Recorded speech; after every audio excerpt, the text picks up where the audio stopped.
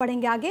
PM Modi ने खुद अपने लिए 400 का टारगेट सेट कर एक नया नैरेटिव गढ़ा है। माना जाता है कि पीएम मोदी के 400 पार के नारे की वजह से देश भर के बीजेपी कार्यकर्ताओं में ऊर्जा का संचार हुआ। इतना ही नहीं, इस टारगेट की वजह से एनडीए कुनबा मानसिक तौर पर पहले ही चुनाव जीतता हुआ दिखाई दे रहा है। लेकिन सबसे अहम सवाल ये कि क्या पीएम मोदी के नेतृत्व में एनडीए सचमुच 400 का आंकड़ा पार कर पाएगा? अगर हाँ, तो इस लक्ष्य को हासिल करने में पीएम मोदी और बीजेपी के सामने क्या चुनौतियां होंगी? तो इसका जवाब है दक्षिण के 4 राज्य, क्योंकि दक्षिण की 132 सीटों में बीजेपी के पास महज 29 सीटें हैं। लेकिन पीएम मोदी इस आंकड़े को पार करने के लिए पूरे दमखम के साथ सियासी समर में उतर चुके हैं। एक रिपोर्ट आपको दिखाते हैं।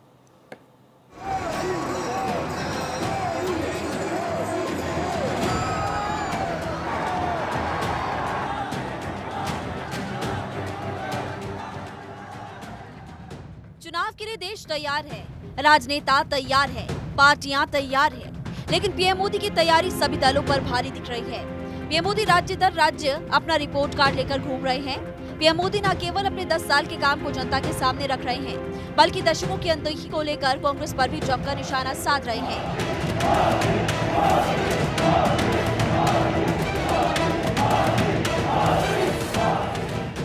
पीएम मोदी का मिशन बड़ा है, इसी वजह से तैयारी भी बड़ी है।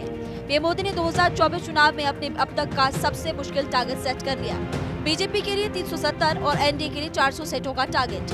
लेकिन इस मिशन को पूरा करने के लिए पीएम मोदी और बीजेपी के लिए साउथ सबसे बड़ी चुनौती है।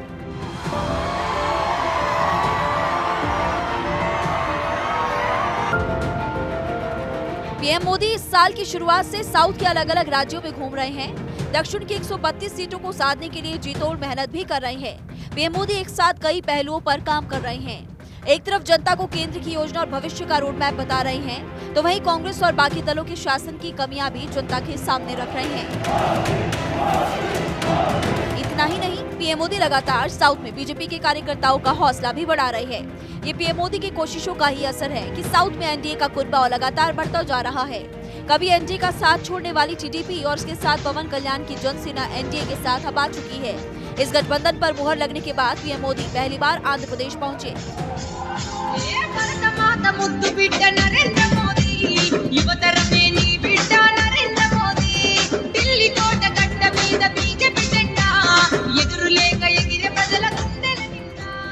पीएम मोदी 3 दिनों के साउथ दौरे पर है, जहां पीएम मोदी 17 मार्च को आंध्र प्रदेश और केरल के दौरे पर है।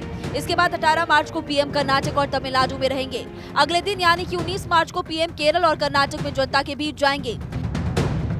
बीजेपी और टीडीपी ने आंध्र प्रदेश में साल 2014 में 7 चुनाव लड़ा था। एनडीए को 17 सीटों पर जीत मिली थी, लेकिन गठबंधन टूटने के बाद साल 2019 में हुए चुनाव में बीजेपी को आंध्र में खाली हाथ रहना पड़ा। और इस बार बीजेपी को टीडीपी के साथ जनसेना का भी साथ मिल रहा है। बीजेपी यहाँ 6 लोकसभा सीट, 10 विधानसभा सीट पर चुनाव लड़ रही है। चंद्रबाबू नायडू की टीडीपी राज्य में 17 लोकसभा सीट और 144 विधानसभा सीट पर चुनाव लड़ रही है। एक्टर पवन कल्याण की जेएसपी यानी कि जनसेना पार्टी 2 लोकसभा सीट और 21 विधानसभा सीटों पर चुनावी रण में इस गठबंधन के साथ उतरी है।